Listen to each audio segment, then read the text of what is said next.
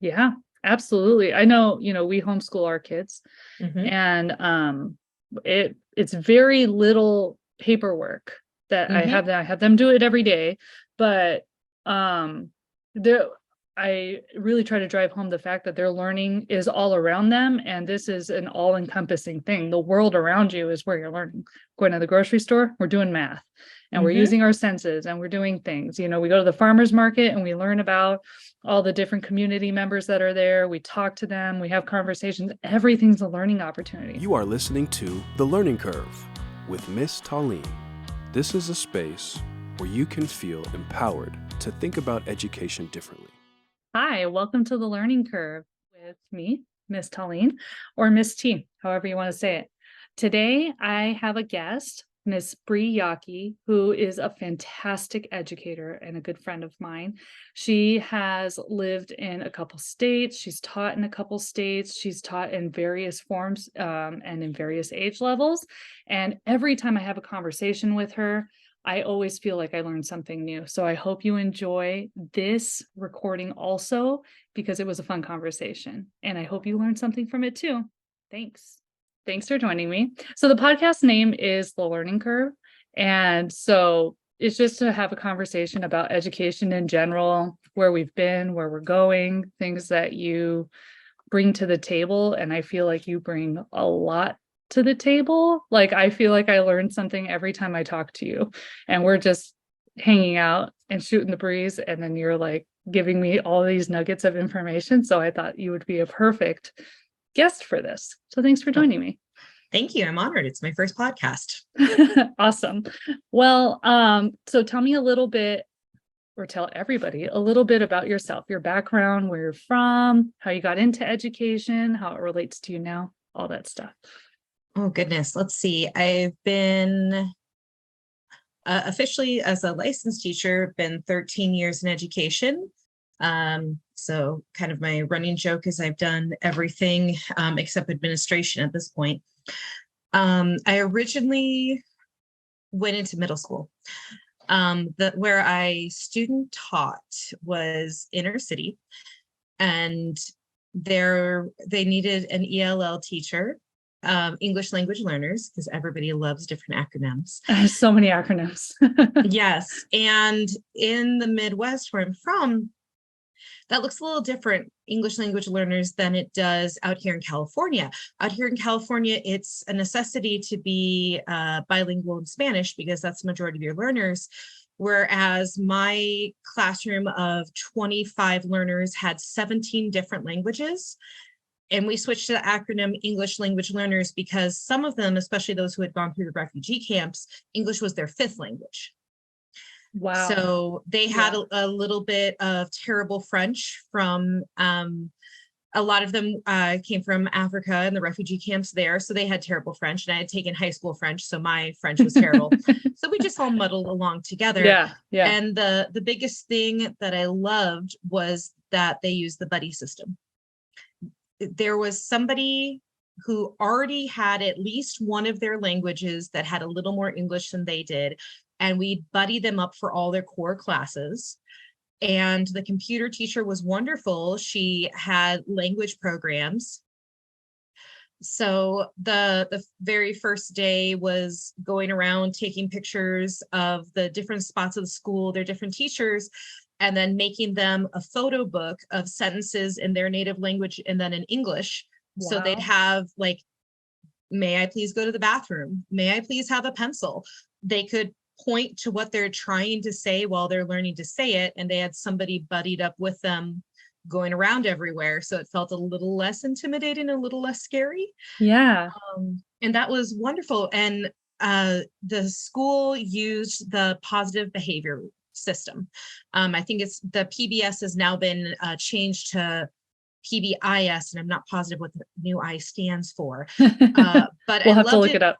Yes. And it was a middle school model where the grade level had two teachers for each subject, and each teacher was on a team, and each team shared all the same students. So the school colors were blue and orange. So there was sixth grade blue team and there was sixth grade orange team. And it was wonderful because the faculty came together. It's not, oh, this student is a problem. It's, hey, I've noticed that student Harry Potter in history is really quiet and he doesn't want to participate.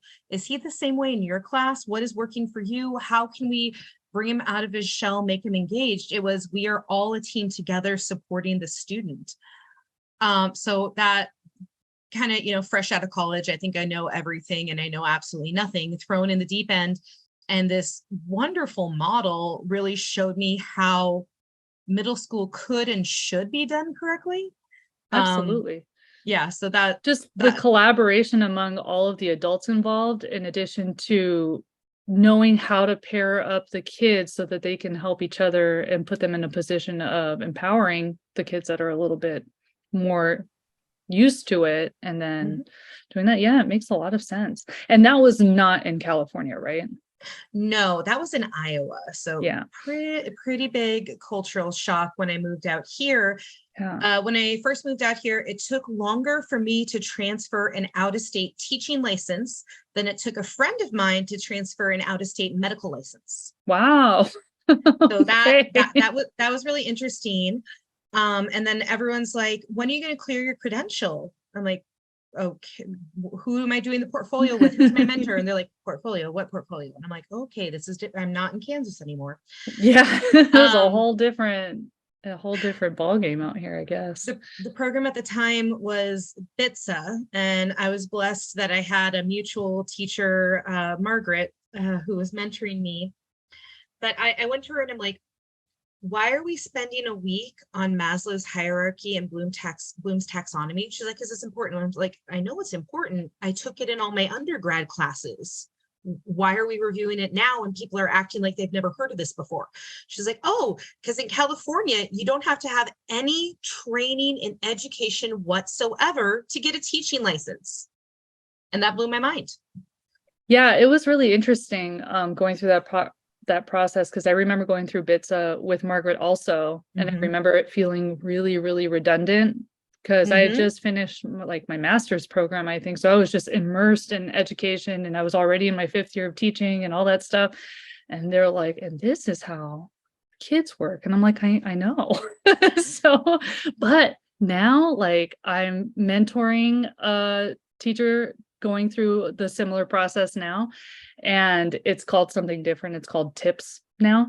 And my teacher is great. Like, she's also in her 5th year of teaching, so it's all very natural to her, and she's just kind of going through it. But I'm seeing some of the newer teachers that we're getting sometimes, and I think that refreshing their understanding and foundational knowledge is kind of important now. So I've kind of changed my tune on the whole thing, especially given the landscape of education nowadays, because it's hard.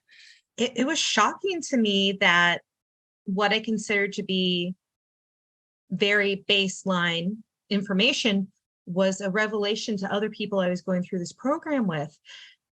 You don't put a plumber on the job with no training. You don't put an EMT in the field with no training. You especially don't make either of those professions buy all their own equipment. So I guess it really was shocking to me that in California, you are thrown into the classroom with a preliminary teaching license, with no behavior management, no English language learner training, no special ed training. Maybe you do or don't have familiarity with curriculum, and you're going to be spending anywhere from $1,000 to $5,000 buying all your own equipment, even down to a lot of cases, like what we worked with a lot with lower socioeconomics, you're buying pencils. Yeah, absolutely. Yeah, pencils and food. Like, you have to get them like granola bars in class and stuff like that too. You know, what's interesting, I suppose I didn't realize how much of a great teaching program I had, because I've been in California my whole life, but my teaching program was immersive from the beginning, and that's what it was like at my university. So my freshman year of college, I mean, I'm 17 years old, fresh in college, and I'm observing classes like once a week and writing things up, making up lesson plans, scripting it all, whatever. So I've been doing that since I was 17, but at the end of it, at 21, I graduated with like my student teaching experience, all of these observations, volunteer hours, and then and my credential. I had my teaching credential, and then I felt very confident going into my first class. And I don't have the same first year teacher story that so many other people do, where they're like, oh, I was shell shocked.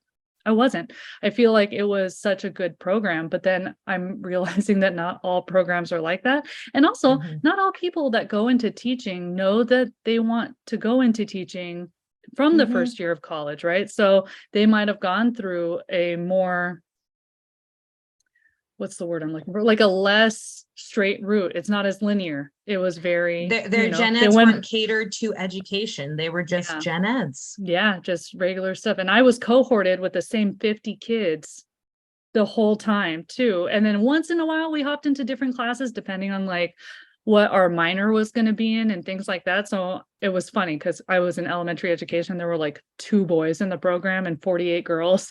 And so I was like, oh my gosh, we need some testosterone to even this out a little bit because it's a lot. What I would do in college is I would find a professor that I like. I would go to him or her and I'd say, what are you teaching next semester? And I didn't even care what the class was, as long as it meant one of my general education classes. If I knew I had a professor that I liked who actually cared about teaching, I'm going to be in their class, which is how in sophomore year, I ended up in the history of engineering. Oh. I was very confused. I walk into a classroom and there are about 300 boys and I'm one of 5 girls. And I'm like, oh, this is not one of my classes. I'm in the wrong place. Step back outside, check. Nope, I'm in the right building. I'm in the right time slot. This is the right classroom. Then I finally look at the title because I had this amazing professor, Amy Bix, and I had her for women's studies the semester before. And I'm like, you are amazing. Whatever you're doing, I'm following you. I love you. You're great. Yeah. And I ended up in the history of engineering. And my boyfriend at the time, who's now my husband, was, looking at my textbooks and he's like, what do you need to know about the Baroque time period and how their architecture mattered? Why are you looking into this? I mean, and I'm like, guess what class I'm in? And he's like, you couldn't have told me that when we're signing up for classes. This is one we could have taken together. Yeah. Quality time. He stole my textbooks and ended up taking it next semester. Yeah, there you go. You could have taken really good notes and just passed them on to him. And then it was just like made in the shade for him. That's awesome. So now. Yeah, sorry. Now it's the same strategy I tell my students. You've been in a homeschool teacher. You know that a lot of them use vendors, and a lot of the vendors are virtual. And it's not necessarily consistent across educational platforms that everyone who's teaching loves it, is engaged in it, and is going to provide the highest quality of education they're capable of. So I tell them the same thing that I used for my college strategy. Did you find a teacher that you love? What platform and what classes are they teaching next semester? And how can we work that into your grad plan? Right. Yeah. Just sit there and sift through all of that stuff so that you can like formulate what works best for you as a student and things like that. Yeah. It makes a big difference. Big difference. So you're a homeschool facilitator. Currently. Do they call it facilitator at your school? We're old school. We still say teacher. Teacher. Okay. Goes by any other name. Yeah, sure. Yeah. And you've been in this for a while now. I want to say what, 6 or 7 years? Let's see. My about to be 9-year-old was a year. So yeah, 7 years I've been homeschool independent study for 2 different charter schools. Though my current charter, technically 3, because we evolved out of a different charter school. So technically 3 different charter schools, 7 years. It's wonderful because I can get. I don't think when I was classroom, I loved switching grades, or like with ELL, every day is a little bit different because we're all coming in on a different level. Yeah. And that's what's great about homeschool and independent study is some days I'm working with a mom who's desperately trying to get her kindergartner to read. And then the next day I'm working with a high schooler that doesn't understand why algebra is a graduation requirement. but learning home economics skills or balancing a budget or consumer math is not a graduation requirement. Those are So good questions. those are good and I'm like, please take consumer math, please know how to balance a budget and life skills and money skills, all these important things. So because we're speaking to each other, we speak the same language and we know what homeschooling means, but can you explain what it means to be a homeschool teacher? Because I think a lot of people assume that when somebody decides to homeschool, they're taking on their education themselves. The parents are taking the education into their hands, which is true to some extent, but there's more to it. So can you please elaborate? And all of my family back in the Midwest, when I switched into homeschool teaching, were like, what is wrong with you? Are you wearing a tin hat? Did you become an extreme religious zealot? I'm like, no, that's not what we do. If a parent, for whatever reason, knows that the traditional public school is not the right fit for their child, they have options. And in California, they can still do an accredited program that holds them to the same or higher educational standards as traditional schooling does. And then they don't have to pay out of pocket for every single piece of curriculum or manipulatives that they need. One of my students is in the acting field, and he is very successful in the acting field. He has several credits on Netflix. He's very successful. But in order to be very successful, he can get a call and only have 30 minutes to record an audio audition, or only have 3 hours notice to get to an audition in Los Angeles. Right. Think of this child in a traditional classroom. Part of educational funding in California comes from attendance. Yeah, butts and seats. He would never be caught up, and he would be hurting the school because at best he'd get a couple partial days a week. Yeah. If he did independent study through the regular public school, here's your worksheet packet. No instruction whatsoever going with it. If you don't understand it, may the force be with you. Right. Whereas for us, we talked about how he wants to learn and what he's going to consistently have access to. We got him a hybrid program of both physical materials like textbooks and supporting workbooks, but we also got him online curriculum. So wherever he goes, he either has access to internet or he has the physical book with him, so he can do whatever he needs to do to keep on track as he's going down to Los Angeles or in between shooting movies. Right. I also have, there's this belief that, oh, you're taking all the good kids from our schools. It feels very South Park. You took our germs. And that's not what it is at all.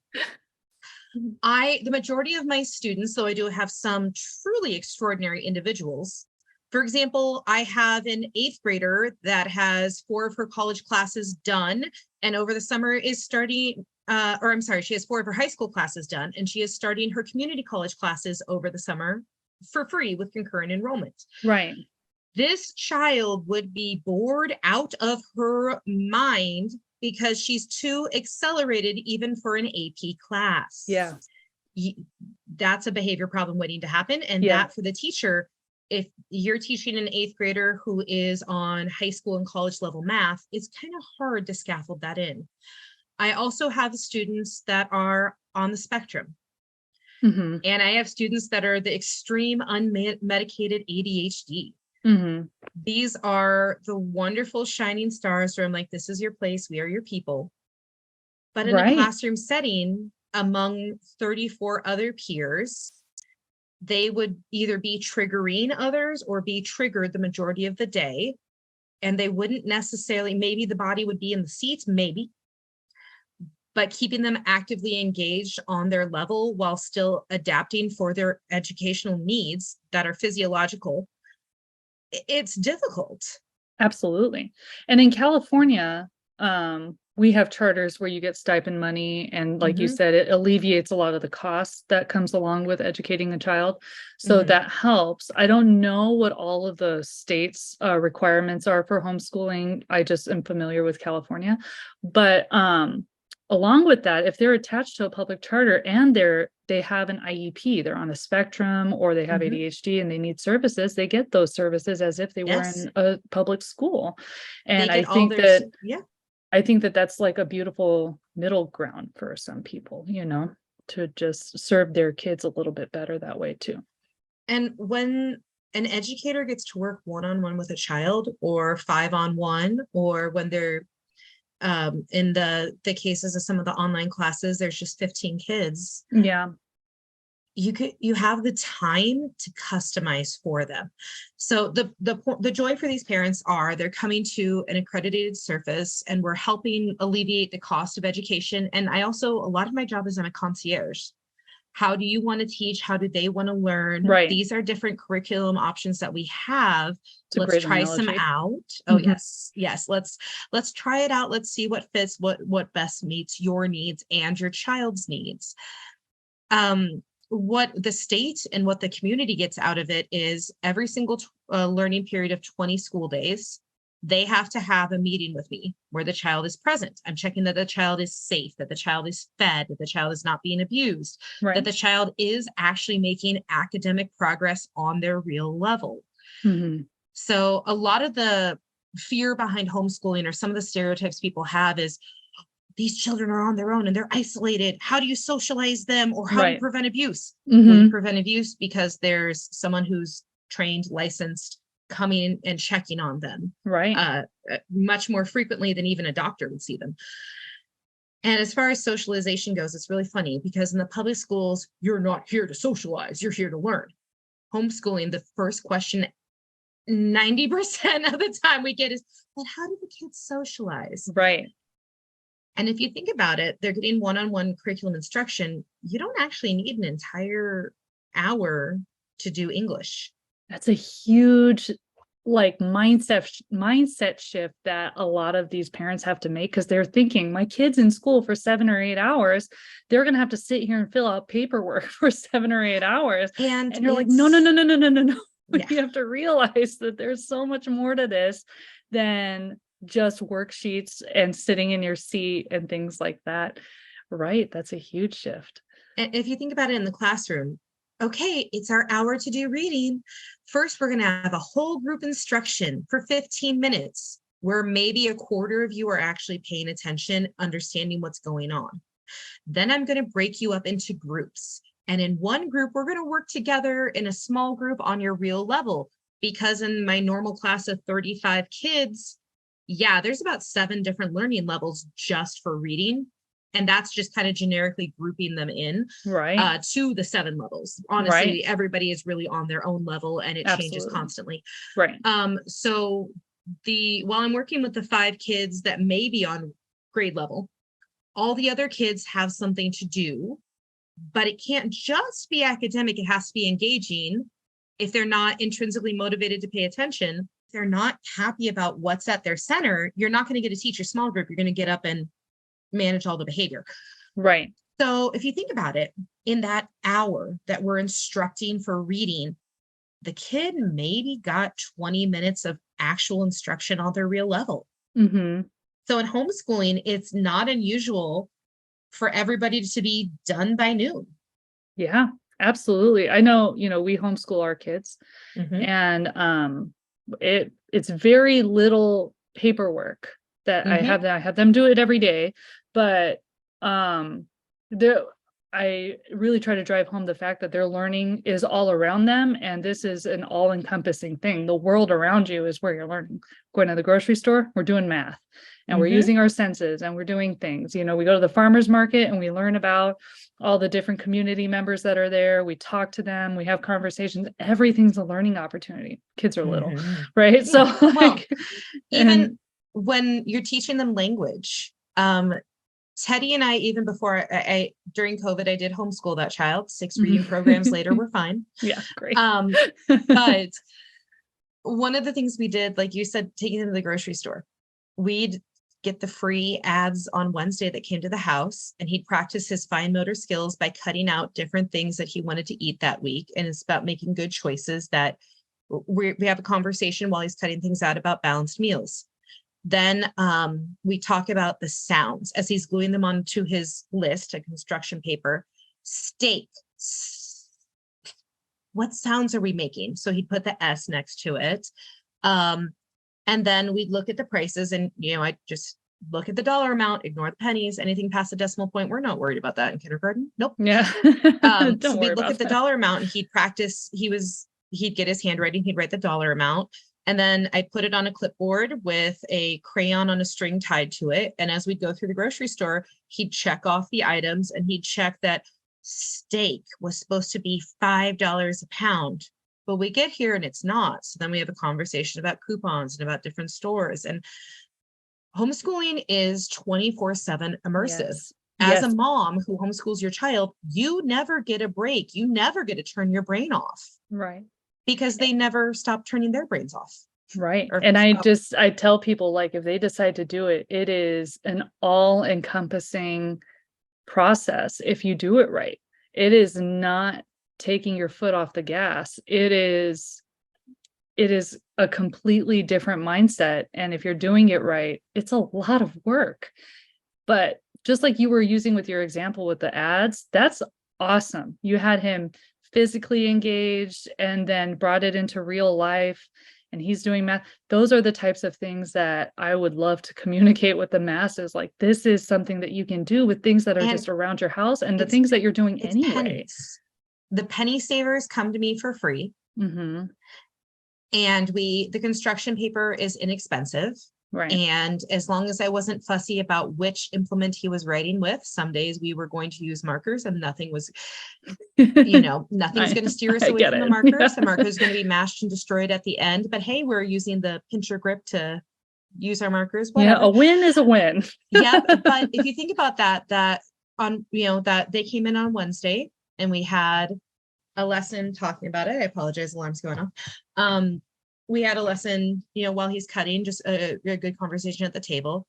He was doing language arts, his phonics awareness when he sounded out the letters and tried to write them. He's working on handwriting skills, writing down the dollar amount, doing some basic adding. He's doing math. Yeah. And that was Wednesday. And then it was Thursday in the afternoon, because in the mornings when kids are most calm and engaged, we get all the, like you said, that it's very little paperwork, but it is a lot of work. But in the Thursday afternoons, we'd go out to the store and he'd be physically there. And thank goodness, we have some really nice people at the register that were willing to let him pay in cash and figure out what the change would be and everything like that. Like you said, going into the community members, people love that you care and you're teaching your child, and are usually really supportive once they understand that we are not a bunch of tin hat wearing coots who are hiding out in the hills. Yeah. We're here. We're your community members. We're going to be, helping you along, and we're all in this together. And we're just trying to do what's best for our kids. Like, I know Ben is one of those examples of kids who would probably be bored in a traditional classroom. And I don't know, how that's going to work out. He's only in first grade right now. So I'm just making sure he's having fun learning, and that's Yes. it. And When- the rest kind of naturally comes. Yeah. When schools make out those big educational goals, every single school I've worked for has some variation on lifelong learners. Yeah. And while that's a wonderful goal, how did the traditional education system in California actually engage someone where they love to learn and they're seeking out information in a constructive way that's helping them with life? Right. And it's so hard to reconcile that, because you're looking at the standards that we have to teach by. And I heard somewhere, I have not fact checked this, but that they looked at where they want a senior to graduate. What should they know when they graduate high school? And then they backwards plan down to kindergarten. And that's basically how your standards are set, which, sure, offhand sounds logical. But in practice, you're like, wait a second, this is not developmentally appropriate for my 5-year-old, my 6-year-old, my 7-year-old, my 10-year-old, like, this is a lot. And so, like, if my 5-year-old is advanced, I want them to be moving at their pace and challenged, but not to the point where you just give them extra busy work because you're just trying to keep them busy. And I Yeah. remember being a classroom teacher that was one of the hardest things to do, was to accommodate the higher achievers in my class. I would use them sometimes to help other kids in the class, but that only goes so far, you know? And I just felt like I was doing them a disservice, so I kept trying to adjust my teaching. And I thought I was a pretty good teacher, but even then, like, I had a hard time, like, working with that. And then you have your kids who need just a lot of extra help.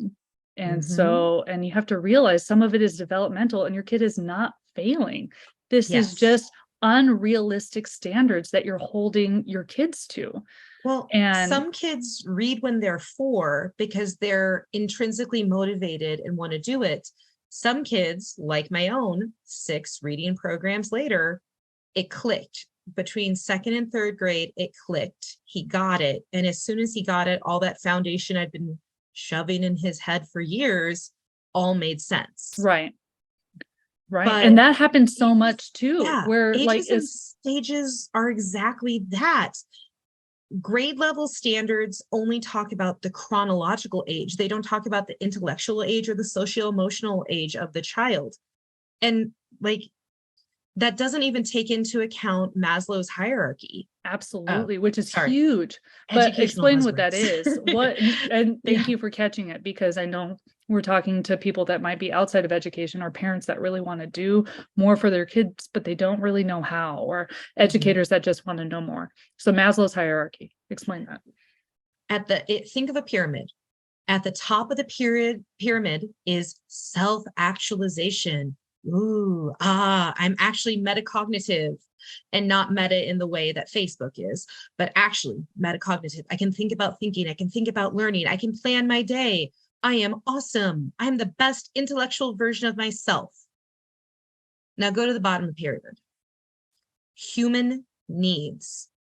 We need food, preferably healthy, balanced food, not full of processed stuff and sugar or dyes or any of that. And I'm not saying it has to be organic, but I mean, was there a vegetable served? Yeah, in Yay. moderation, you Yes, know. yes. Yeah. We need water. We need sleep. We need safety. We need shelter. We need clothes that fit appropriately and are appropriate for the weather. You and I have worked at low income schools. Yeah. Think about the average child coming in for multi-generational poverty. And again, urban poverty has a different attitude than rural poverty. This child may not have been fed before they came. And if mom, dad, grandma, whomever the caregiver is, sign them up for the free breakfast program, great. But if whoever got them to the school got them there late, the free breakfast is closed and that child has missed out on food. Does that child truly care about multiplication? Or is that child focused on the fact that their stomach hurts and they're hungry? I can't focus if I haven't eaten or have the proper nutrition. I can't imagine what a developing child is feeling if they're not getting those needs. And who cares about their schoolwork at that point? Yes. You know? And the hangry child, that's why I loved the whole teacher model that I talked about earlier, where all of us are on the same team with the same students. Mhm. So-and-so is always angry in my class.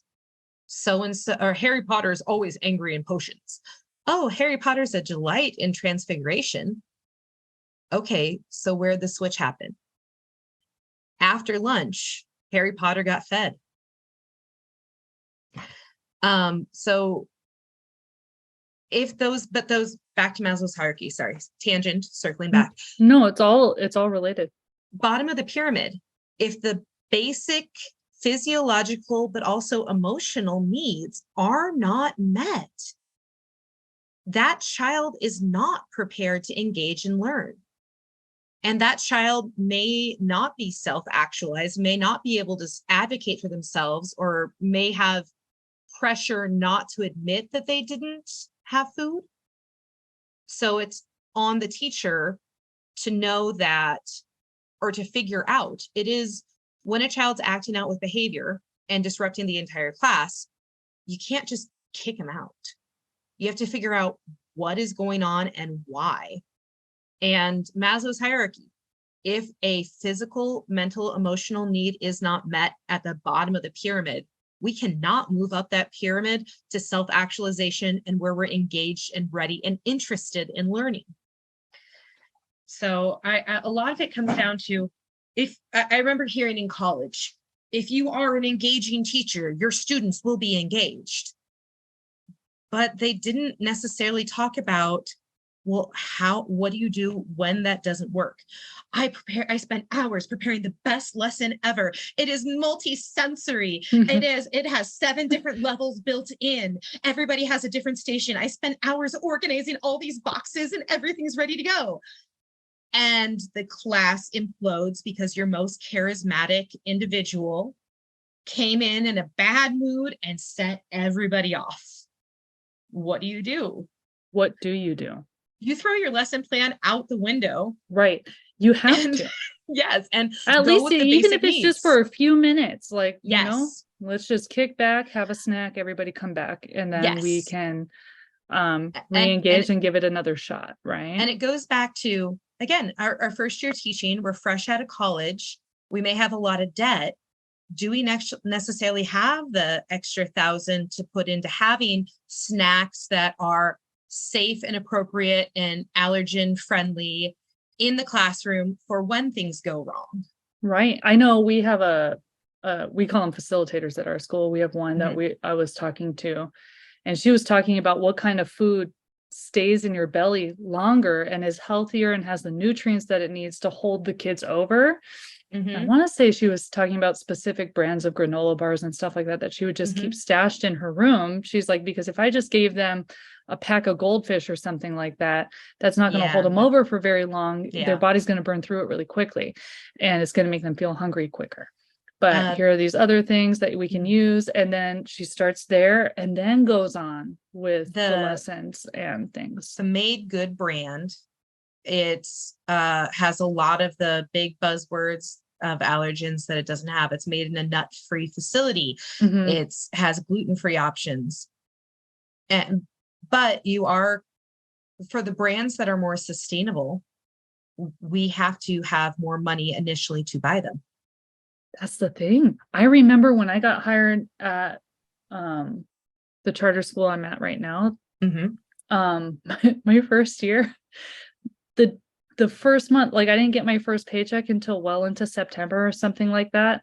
And I had been laid off because this was after 2000, whatever. And so there was a summer where I wasn't getting paid.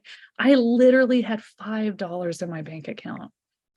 And that's just where I was at that time, going into a public school for the first time, teaching kids. And I'm like, I hope I have enough stuff to put up on the walls for you guys, or paper or whatever, because it was a lot, And if you think about our career,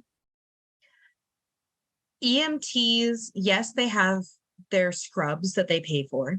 Yes, they have some personal equipment that they pay for, but the majority of the equipment that they used is provided for them.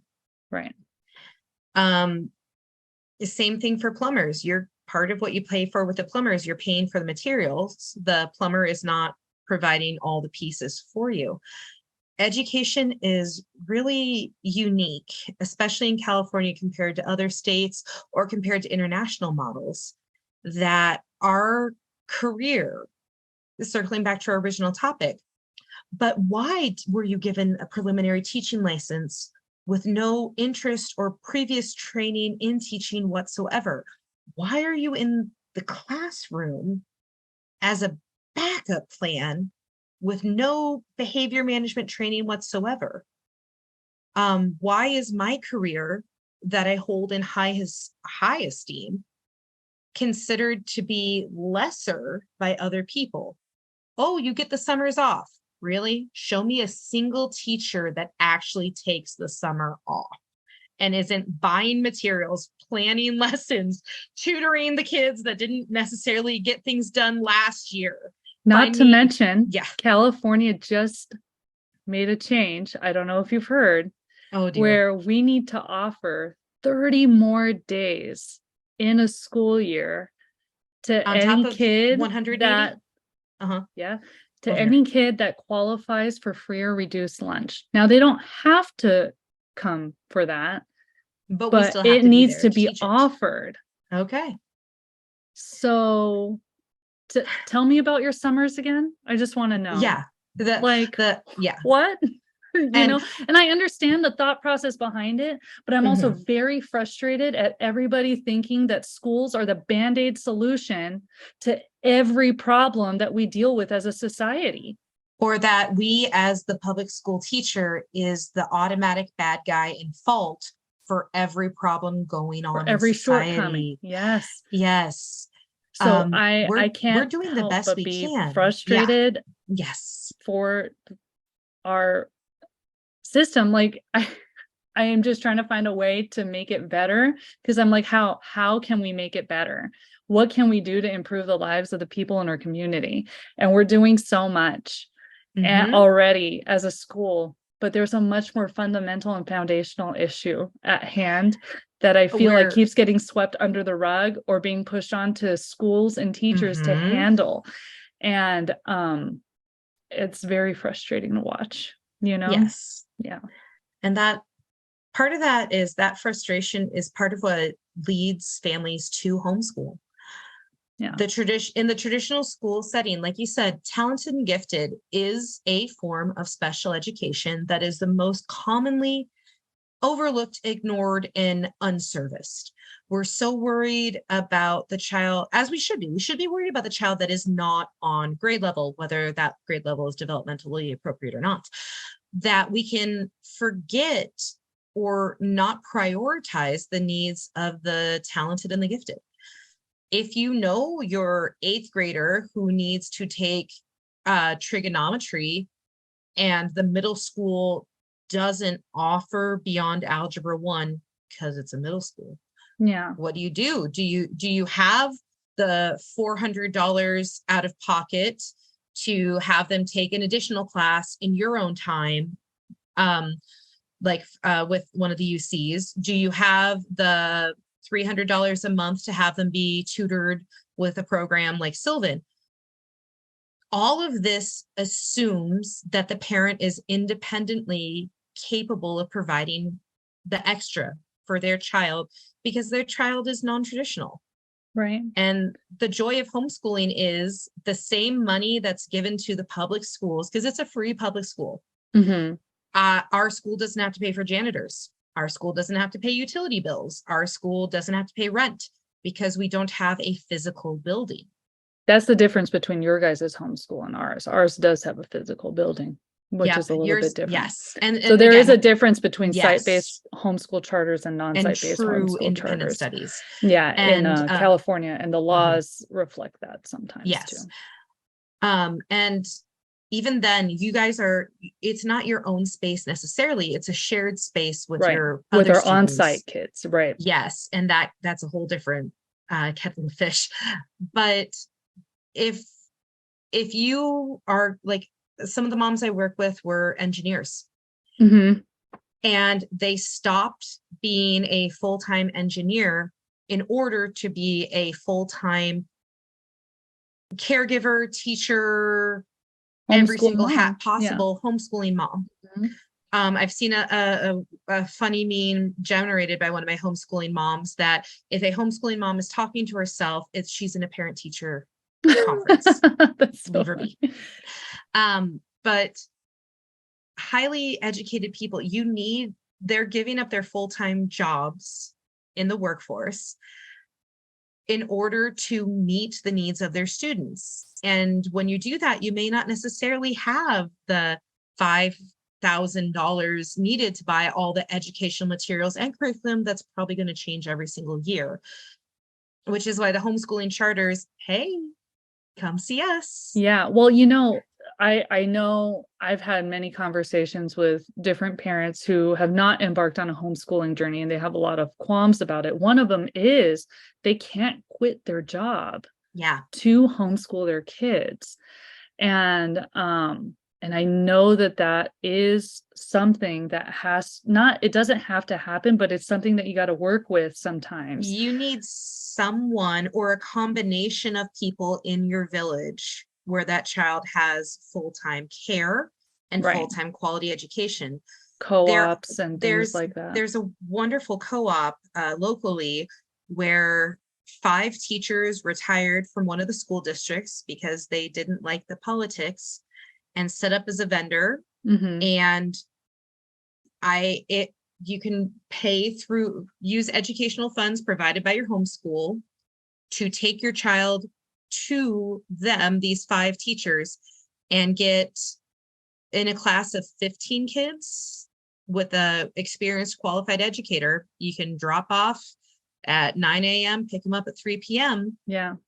And there are options like that, at least in the state. I don't know, again, I don't know what it's like in other states, but Every I state know, is completely different. There is no national regulation whatsoever. right. And I know that that's a thing. And the other thing I hear a lot when I tell people I homeschool my kids, they justify it in their mind. They're like, oh, but you're a teacher, so you'll know how to do it. And I'm like, well, I do. I know how to do it. But it's Anecdote on not this the only exact. reason. Oh my gosh. So I am a teacher. I'm fully educated. I'm fully licensed. Yeah. But my classroom experience was middle school and high school. Then COVID hits. Yeah. And I have this wonderful kindergartner that I never get a break from. It's Right. not someone else's children that I'm giving back to them at Right. the end of the day. Right. It's this one person full time who doesn't fully understand that mama also has to work, or I'm sorry, I need you to work independently for me for 30 minutes, which when you're 5 is a lifetime. That's longer than a Absolutely. movie. How dare you be that So long. Yes. So mom can do a Zoom meeting. And I think in post-COVID, people get it a little bit more. Yeah. What it was like having your own child 24/7. It's completely different. Yeah. And it's a whole different ballgame. And my house felt too small. I can't imagine what it was like for people in apartments trying to do that. Setting up just tiny little sections of their kitchen or something like that. Mhm. Yeah, that's a lot. I know. It was a lot. And I know that when COVID hit and everybody had to stay home, the homeschooling families felt very little of it because they were like, we're Well, already doing these things. They got except angry for because their socialization was their taken socialization away. got taken away. Right. But as far as the learning aspect of it, they didn't have to hop on the Zoom every day and Yes. do all these things. They were kind of more used to that whole learning method. And so I just think that that's so interesting. It's just what a trip. What a trip that was. I was kind of hoping that everybody would take this mentality of bless the teachers. Thank you for the teachers. And they did for about a month. Yeah, that's exactly it. And it was well, you have my kid back. Why haven't they gone up 3 grade levels? Right. And just the after effects that we're seeing in the schools now from that, it's a whole different ball game. The kids' social emotional needs are totally different. Their behaviors are different. Their academic skills different. It's just they need way more help. The families need help adjusting. Like there's this uncomfortable period. And I was really hoping that people, now that they got a little peek behind the curtain of what we rely on schools for and how much they do provide for our society in general, I was really hoping they would take that lesson and incorporate new strategies or something to help make it a more desirable career choice for people, because nobody wants to be a teacher anymore, it looks like, right?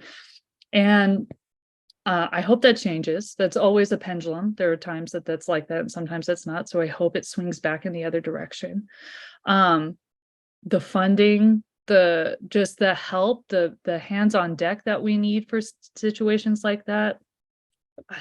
I'm so disappointed as to how that all played out so far, And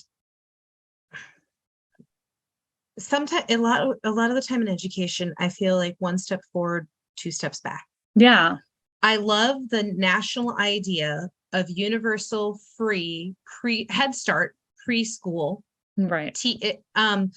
The problem is they have this beautiful idea. It's a great vision, but they don't have somebody going through what are the steps needed to scaffold up to get there.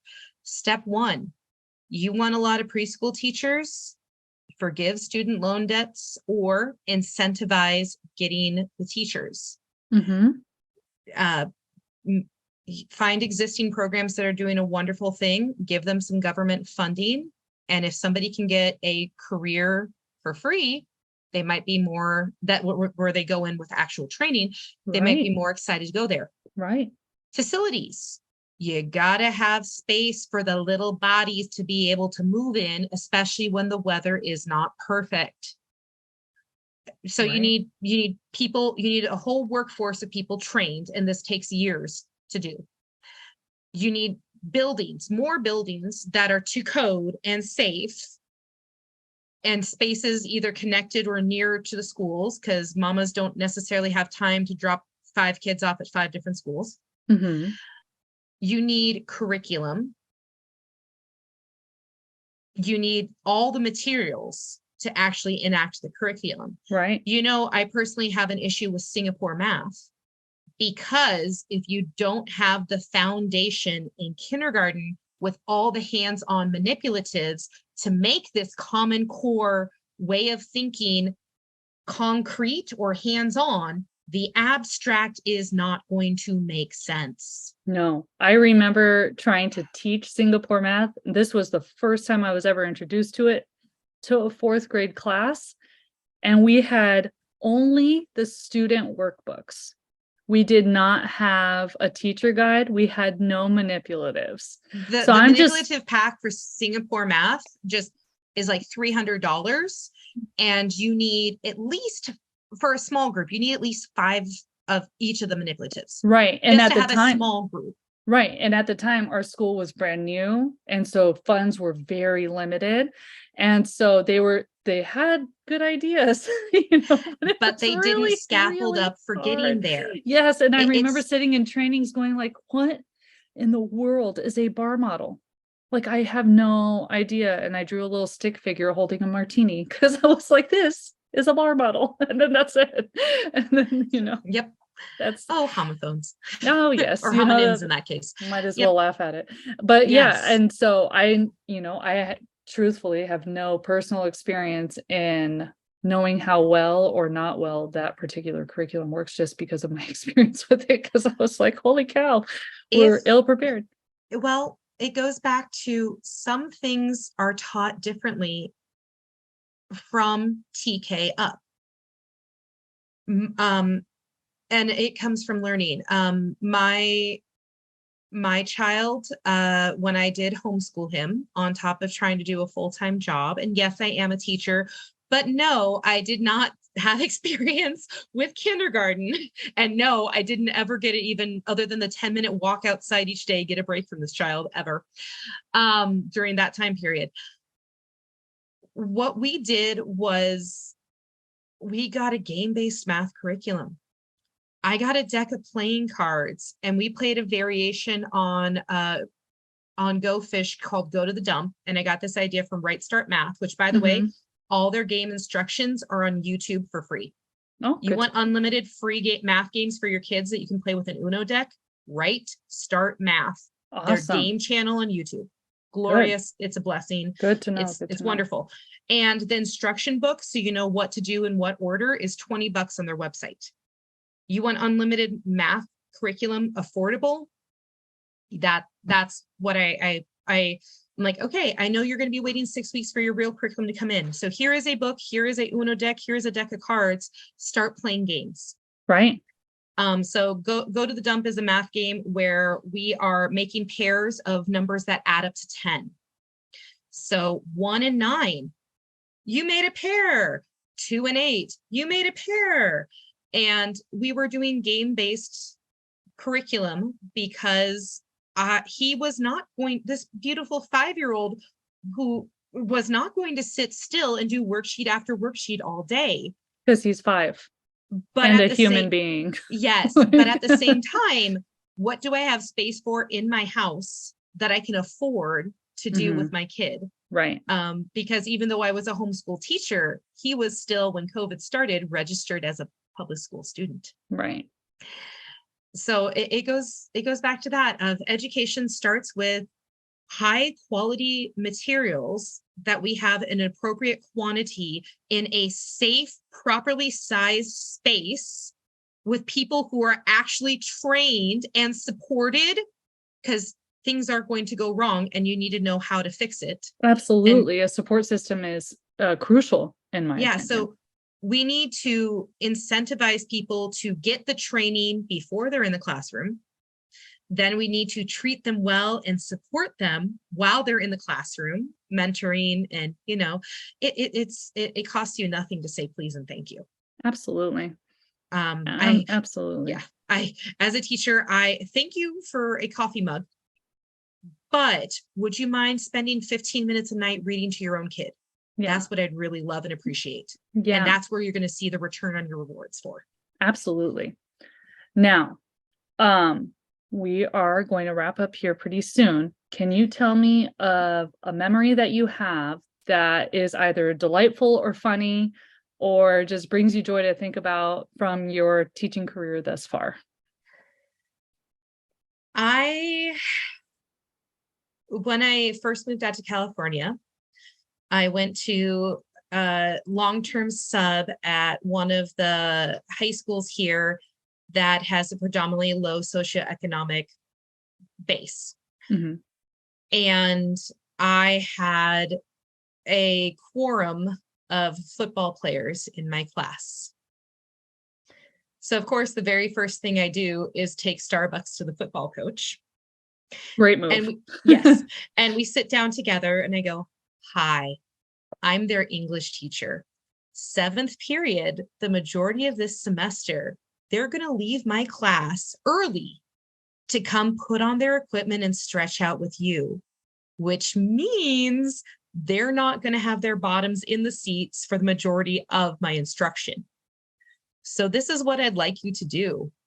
Everybody's getting a library card. Everybody is going to download the audiobook of the novel we're reading. And while they're stretching out with you, no one needs to know that they're listening to Romeo and Juliet. for all, everybody get pumped. Pentameter can be wrapped, so call it whatever you want. But and he and I just started laughing. And so the first thing you do is you find your friends. And yes, all the sports coaches were my friends right away. And yes, I had to figure out a free way to customize the instructions. So all these wonderful young men who weren't going to be in English class still had access to the curriculum to pass the classes. Gorgeous. I love it so much. So, I'm just imagining them like stretching and training. Yes, and they all had their headphones in, and they got a free audiobook download of Romeo and Juliet. And or I actually think that was later in the semester when they with the basketball coach. Sorry, the beginning of the year, I think we were doing The Great Gatsby. And a good one? Yes, and they listened to the entire book. Did they physically read the book? Go back and do it after 8 hours of school and 3 hours of football? Probably not.